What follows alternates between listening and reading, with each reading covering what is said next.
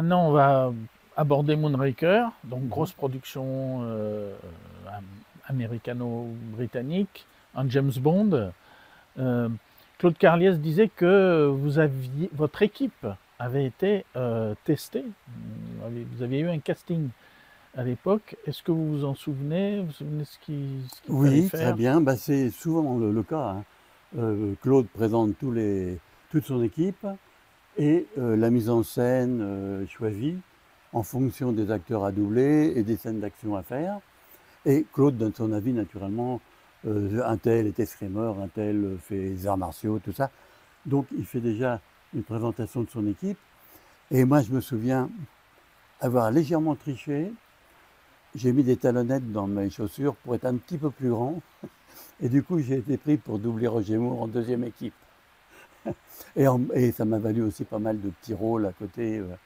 Mais oh, je me suis grandi de quoi? De 2 centimètres.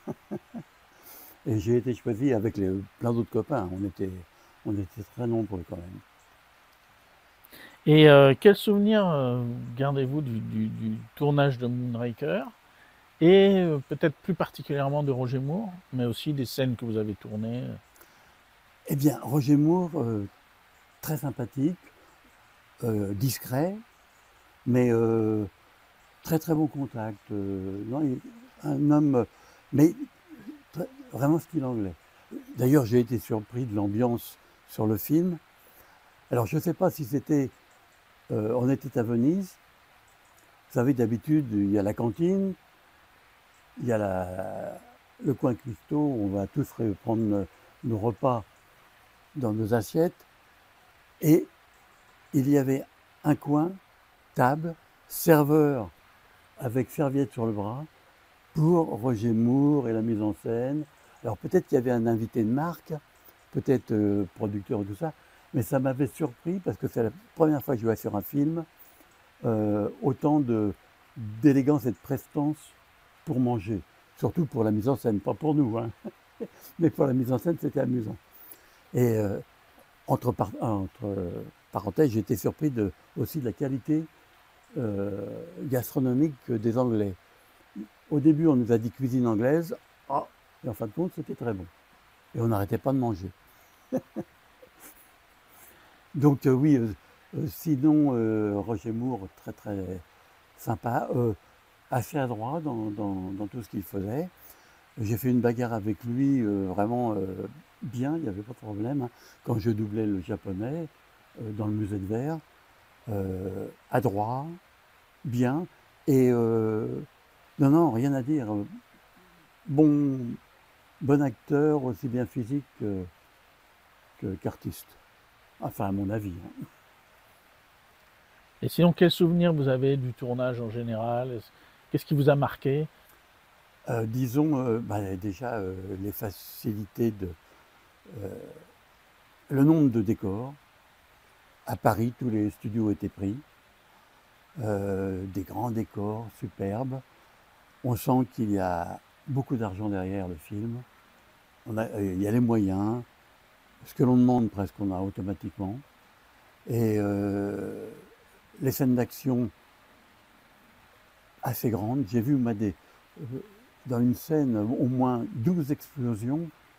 C'est rare quand on a 12 explosions qui succèdent comme ça dans une seule scène. Enfin, pas une scène, disons un, un plan. Ce qui divise les scènes, c'est le plan. Et dans un plan, 12 explosions, c'est énorme. Et pas des petites explosions, hein. Fallait vraiment faire attention. C'était très chaud. Et bah, c'est, disons, l'opulence du tournage, hein. C'est vraiment, on sent que derrière, c'est solide. Et c'est peut-être votre première vraiment grosse production? Alors, j'ai dû en faire avant parce que les Américains venaient beaucoup. Donc j'ai fait des grosses productions quand même américaines. Mais oh, j'avais pas autant de travail dedans, hein. Euh, Là, dans Moonraker, j'ai été comblé. Vraiment, j'ai beaucoup travaillé dedans. Est-ce que c'est intimidant, tous ces gros plateaux? Non, pas trop, non. Non, non, on est dans l'atmosphère, tout le monde fait son boulot. Euh, On pourrait être intimidé par un acteur, et encore, ou par des réalisateurs qui seraient peut-être un petit peu moins complaisants. Mais non, là, dans l'ensemble, quand on tourne, il y a l'atmosphère d'un tournage qui est toujours très convivial. Tout le monde a un but, c'est de faire un bon film. Donc l'ambiance est toujours très bonne. Alors on vous voit quand même sur une dizaine de scènes Oui. dans ce film. Est-ce que sur le tournage vous pouviez apporter des idées ou de toute façon tout est calé, cadré? Non, là, il faut dire, on est exécutant. C'est-à-dire qu'il y a Claude Carlet d'un côté, le metteur en scène et le coach anglais qui était... Bob Simons? oui, voilà. Qui donne les consignes, qui nous dit ce qu'on doit faire et tout ça. On n'a pas tellement d'idées à apporter, sinon peut-être pour améliorer un mouvement, qu'on sent mieux, mais dans l'ensemble, on suit une ligne qui est tracée. Alors moi, j'ai eu effectivement plusieurs rôles. J'ai été garde de Drax, j'ai été doublure de Roger Moore en gondole, j'ai été amoureux dans une gondole encore. J'ai été en apesanteur dans la station spatiale.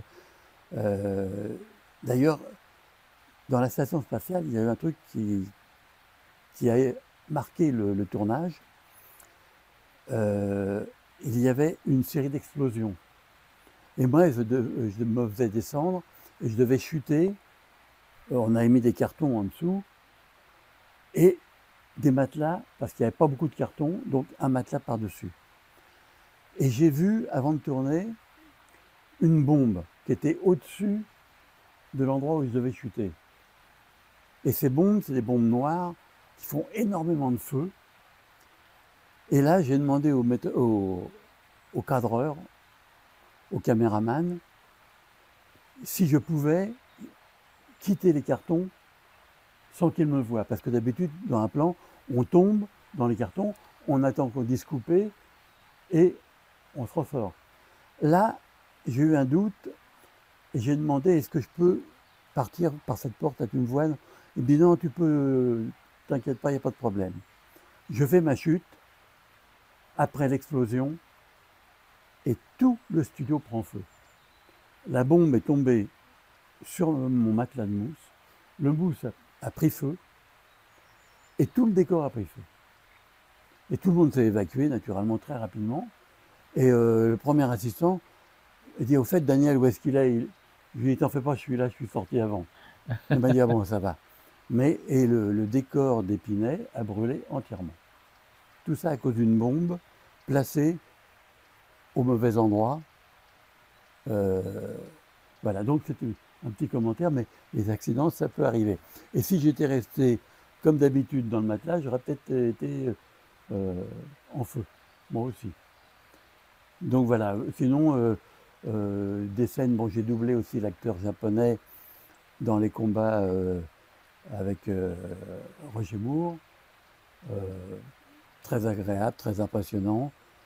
Ça a peut-être été un peu frustrant pour le japonais, qui je crois était professeur D'aïkido?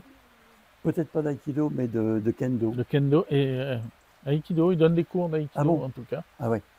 Donc, mais comme face à un acteur, il faut une personne qui a l'habitude. Ah. Hein, on a des gars qui sont très doués, mais qui n'ont pas l'habitude, et qui risquent de donner un mauvais coup à l'acteur, donc on m'a demandé de doubler. Et puis sinon, j'ai eu pas mal de coups de poing avec Roger Moore aussi, quand j'étais chauffeur dans les galeries, et puis en apesanteur et tout ça. Enfin, j'ai eu pas mal de petits rôles.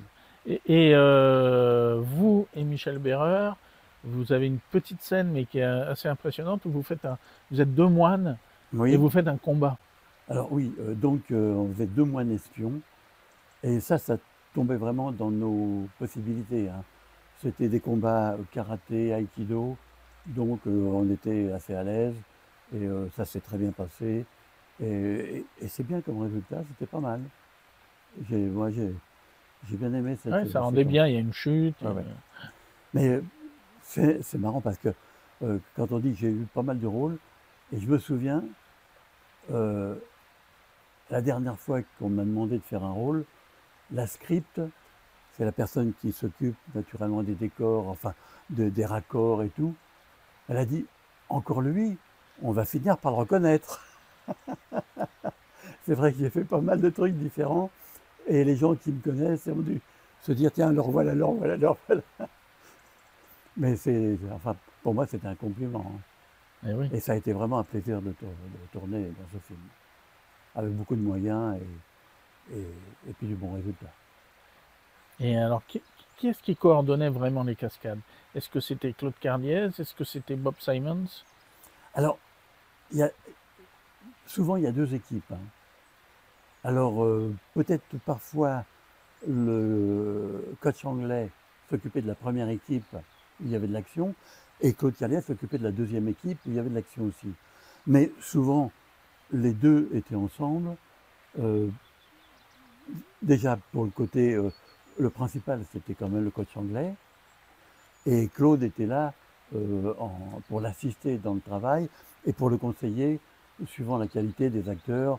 Un tel peut faire ça, oui, lui, il sera mieux pour telle chose. Donc voilà, il y avait ils travaillaient tous les deux ensemble. Mais je crois que pour la première équipe, c'était surtout le coach anglais qui, pour doubler, c'était le cascadeur anglais, comment il s'appelait déjà? Martin Oui, Grace. Martin Gress. Lui était directement sous les ordres du coach anglais. Bob Simons. Et est-ce que vous vous souvenez, euh, vos scènes de cascade ou autres, elles étaient dirigées par Lewis Gilbert, le réalisateur principal, ou par un réalisateur de seconde équipe qui était John Glenn, qui a ensuite réalisé des James Bond? Bah, c'était les deux, hein. En fin de compte, ça dépend. On passait dans la première équipe, on passait dans la deuxième équipe. Euh, bon, la deuxième équipe, c'était un peu plus rare. C'était vraiment les scènes d'action où Roger Moore n'apparaissait pas. Mais dans l'ensemble, on travaillait avec les deux, hein. On a toujours été dirigé par les deux. Eh bien, Daniel Breton, cette interview était passionnante. Moi, j'ai appris plein de choses. Mhm. Euh, nous vous remercions au nom de 007 TV. Et écoutez, moi aussi, je vous remercie parce que ça m'a permis de remonter dans le temps, de me remémorer certaines scènes d'action, des souvenirs, des bons moments, des moins bons aussi, ça arrive, mais ça fait plaisir. Parce que jusqu'ici, c'est vrai que c'est le passé, mais remettre un peu de pied dans le passé, ça fait du bien. On peut aussi se mettre en travers. C'est facile de se mettre en travers.